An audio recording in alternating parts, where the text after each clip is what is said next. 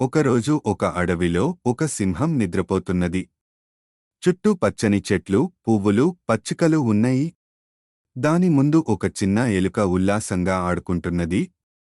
ఆ ఎలుక సింహం మీద ఎక్కి నడుస్తూ ఉంది. ఆ అలజాడికి నిద్ర మేలుకొన్న సింహం ఎలుకను పట్టేసింది. ఎలుక భయపడి సింహంను వేడుకుంది, నన్ను విడిచిపెట్టు సింహం. ఎప్పుడో నేను నీకు సహాయం చేస్తాను అని. అప్పుడు ఆ సింహం నవ్వుతూ ఎలుకను వదిలిపెట్టింది. ఎలుక ఆనందంగా పరుగెత్తింది. కొన్ని రోజుల తర్వాత సింహం వేటగాళ్ల పొగులు పట్టుకుని ఇరుక్కుంది.